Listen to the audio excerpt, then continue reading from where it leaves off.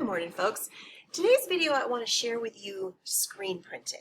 Okay, if you have seen this done before, maybe even tried it, I think you're going to like this because you're going to get to do your own. And if you haven't seen it before, you've heard about it, I think this will help clear up some of the mystery. So at this point, hopefully you've read Chapter 8 in Exploring Printmaking, because that is all about screen printing, or silk screen, as it's sometimes referred to. In today's activity, I'm going to share with you what to do after you've come up with your idea. Now, your idea should be based around something that is important to you, some kind of message you want to share with other people, or something of that nature. Content does need to be school appropriate, of course, as always. So I'm going to share with you this design. Now, this was done, this came up to me from Nurse Roberts. And so I'm not exactly sure what Nurse Roberts wants to do with it, but it's kind of perfect to be able to share with you. So I'm pretending that this is my design. The next thing that you're going to get is a piece of I call it the green film. Turn the light off here, I think that will help. And the green film is for your stencil. You're going to actually make this. Now, there are two sides to this. There is a really shiny side, and then there's a shiny side that's a little bit more matte in appearance. And you want to use, the super shiny side should be faced down, okay? Because the green stencil you want to have on top, because you're going to be removing some of this. Now, something I did want to mention is, because you're going to be using an X-acto knife, make sure that you have a cutting mat or a piece of cardboard or something underneath your workspace, because if you don't, what will end up occurring is you'll get scratches on whatever it is that you are working on. And if you're working on Great Aunt Sally's heirloom coffee table, your folks are not going to be super happy with you. So make sure that you got something underneath. And again, you'll want an X-acto knife. Now, I forgot to bring my tape over, but I would advise either putting this on a clipboard or put some tape on the edges so that it doesn't wiggle on you, because once you start cutting this, you want to make sure that it doesn't move on you. So I'm going to start here with the letter N.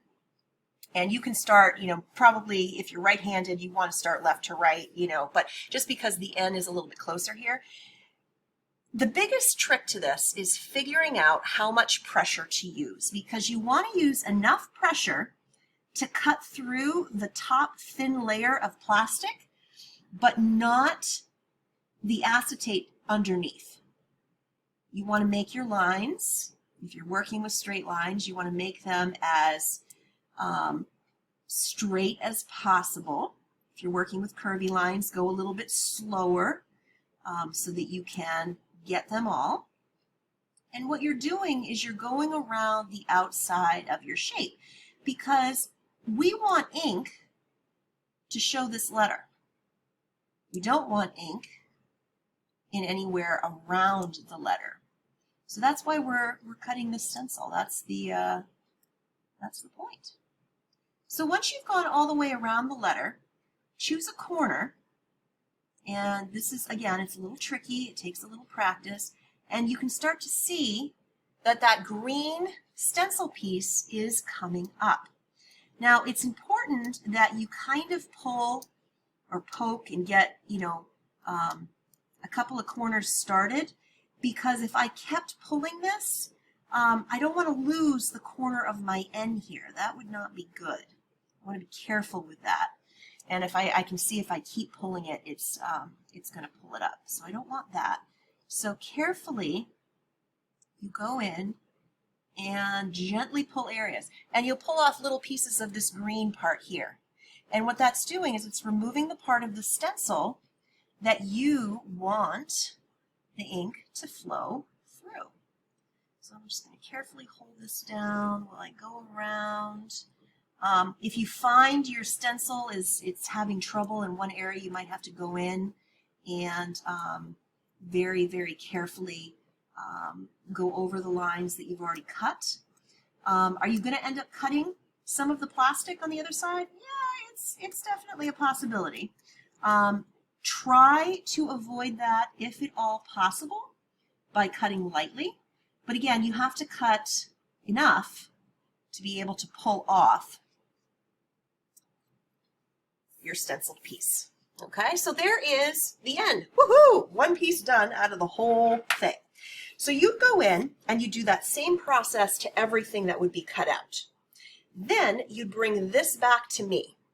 And what I'm going to do is, if you're, whether you're in school or working remotely, what I'm going to do is put it on a screen. So this is one that's already been done. Okay, this is an old whale, an older stencil. So what I have to do is I put this down, flat down on your green stencil. And I put this very smelly liquid on. It's an adhering liquid.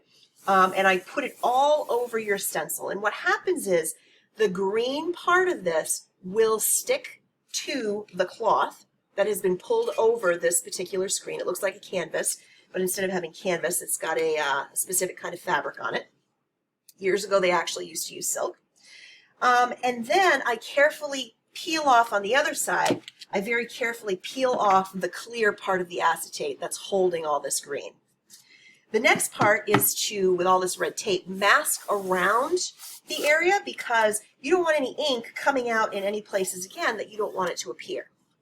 The final step will be putting this face down onto, say, a t-shirt, piece of paper, whichever. We'll put it face down, and then using some of our specific ink, we'll scoop it out, and we put kind of a big blob, big line of it all the way up here. And then using a squeegee, which would look like this, we would then take it and really have the sides of your frame pressed down with a buddy, press down real, real hard, and then you squeegee that ink through, tap, tap, tap, squeeze it once more, and then you clean off all the ink, and carefully you can lift this up, and if everything has gone correctly, you should see your whale, but just the lines that appear on your stencil, because that's where the ink goes through. So that's the screen printing process, and the actual inking of it, we definitely want to have here, and I will guide you through that process, but I kind of wanted you to be able to see it and figure out how this is going to work. So if you have further questions, just let me know.